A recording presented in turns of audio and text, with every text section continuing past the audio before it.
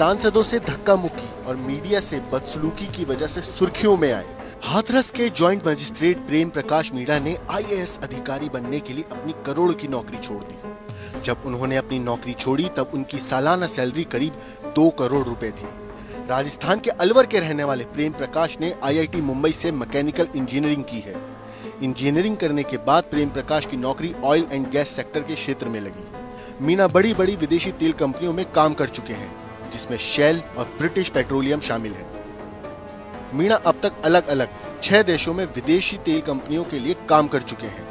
2015 में राजस्थान के आदिवासी इलाकों में घूमने के दौरान उनको लगा कि देश के ऐसे पिछड़े लोगों के जीवन में बदलाव लाना चाहिए। उनके जीवन स्तर को देखकर प्रेम प्रकाश ने तय किया कि समाज के निचले तबके के लिए उन्हें कुछ करना पड़ेगा, और तब उन्होंने अपनी करोड़ों की नौकरी छोड़ने के बाद आईएएस अधिकारी बनना तय किया।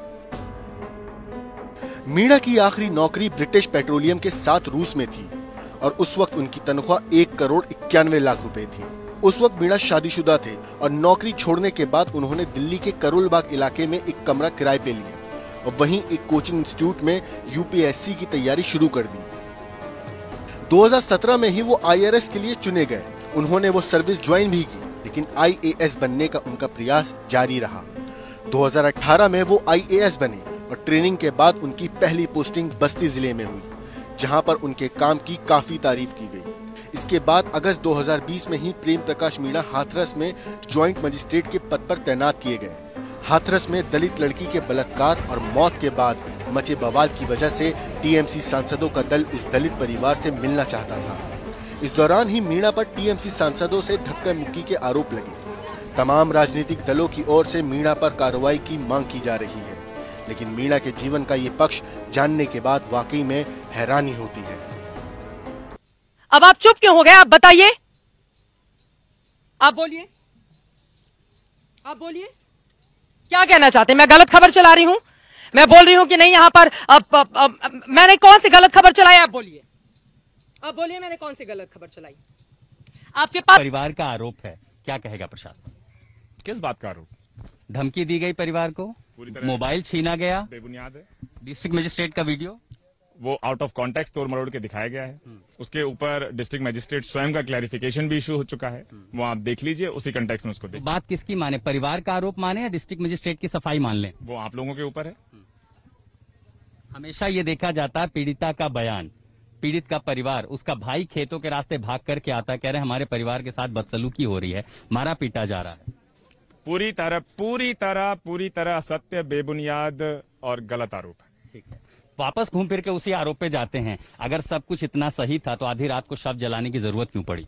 उसके ऊपर डिस्ट्रिक्ट मजिस्ट्रेट का proper chronological fact based statement आ चुका है। उसका आप संज्ञान लें, उसी कॉन्टेक्स्ट में उसको देखें। और अगर वो संज्ञान सही होता तो फिर सरकार को 5 पुलिस वालों पे गाज गिराने की जरूरत क्यों पड़ती?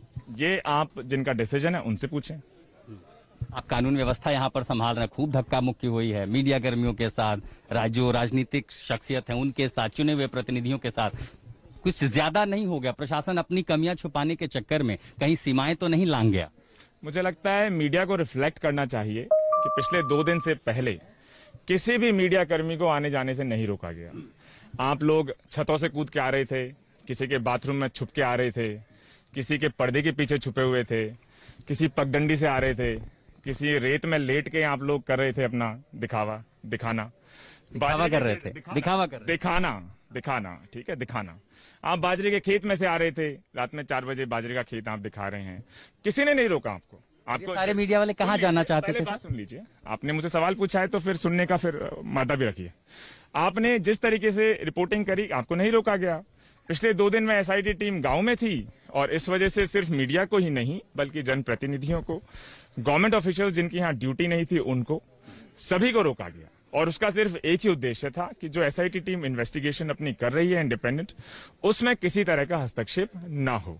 जब एसआईटी टीम अभी के लिए गांव से जा चुकी है तो रेस्ट्रिक्शन सिर्फ 2 दिन के लिए जो लगाया गया था, उस रेस्ट्रिक्शन को आज पूरी तरह मीडिया के लिए हटा लिया गया है।